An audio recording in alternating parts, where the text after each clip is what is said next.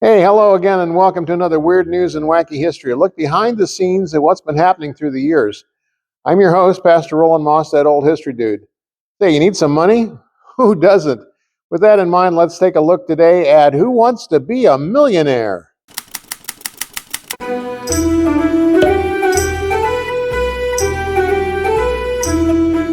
Feel like you blew a bit too much on that birthday party you threw for your darling 1-year-old princess this year, or your 16-year-old's cool get-together with just a few friends? Well, take heart because the biggest birthday bash ever staged easily topped whatever you may have spent. The Sultan of Brunei threw this birthday extravaganza for himself on July 13th, 1996. Yes, you heard me correctly. To celebrate turning 50, Sultan Haji Hassan al-Bolkiah dished out a cool $27.2 million on his own birthday bash. So, why did it cost so much, you ask? Well, for starters, there was the $16 million he paid for count them, three concerts by Michael Jackson, whom he flew to Brunei in his private jet.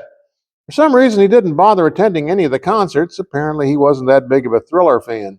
And then there was the polo match with the then Prince, now King Charles. Yes, that Charles. And we can't forget the little birthday shindig itself, which featured the priciest champagne and caviar available, served to several thousand of his closest friends. But I guess when your net worth is $20 billion and steadily increasing, $27.2 million is just a drop in the bucket.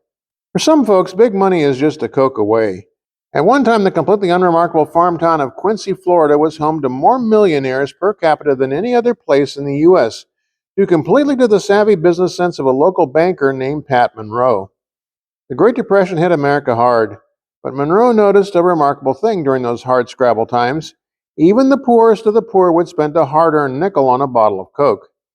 Coca-Cola went public in 1919 at $40 a share, but wrangling with sugar producers and bottlers caused them to eventually bottom out at $19 a share. Banker Monroe saw the cut-rate stocks as a tremendous bargain and bought them whenever possible. He also encouraged his customers to purchase them, even going so far as loaning them funds if they were a bit short. When the stock market crashed in 1929, the Dow Jones lost 89% of its value, but not Coke, which slid only a modest 2.3%. Those who followed Monroe's canny advice to buy the bargain basement stock soon became 67 very happy millionaires. In fact, if you'd bought just one share of Coke stock in 1919 and then reinvested your dividends, it would be worth a cool $10 million in 2013. Not bad for fizzy water. Other folks have $1 million just lying around the house. An auto accident had put middle-aged construction worker Lauren Kreitzer in the hospital for nearly a year, then cost him a foot. With no savings and minimal disability pay, he was living in a shack near Palmdale, California on just $200 a month after rent. Then in 2011, he caught an episode of Antiques Roadshow where Native American textiles expert Don Ellis told a shocked Tucson man that his antique Navajo blanket was worth $150,000. Kreitzer had a similar blanket, a dirty old thing, he said, in the closet. Pulling it out, it matched the one on the screen almost exactly. Various appraisers told him it was worthless. Finally, he took it to Jeff Moran, auctioneers in Albuquerque, for a free appraisal. Passed down from his great-great-grandfather, a Dakota trader in the 1800s, the blanket had a great 175-year history. Sent for testing, it proved to be an extremely rare chief's blanket. Following a fierce 77-second bidding war between a phone bidder and Don Ellis, the man who'd recognized it for what it really was worth, Ellis took it home for a bid of $1.5 million. For his part, Kreitzer had been praying, please be enough to buy a house or something. I think his prayers were answered. But sometimes millions of dollars is just a dumb idea away. Driving a Cadillac or a Mercedes and living in that nice new mansion is most every American's dream. Just look at lottery sales. So let me tell you how Joe Peltieri did it. He invented Big Mouth Billy Bass. If you were living under a rock when sales began on January 1st of 1999 and missed this strange phenomenon, let me refresh your memory.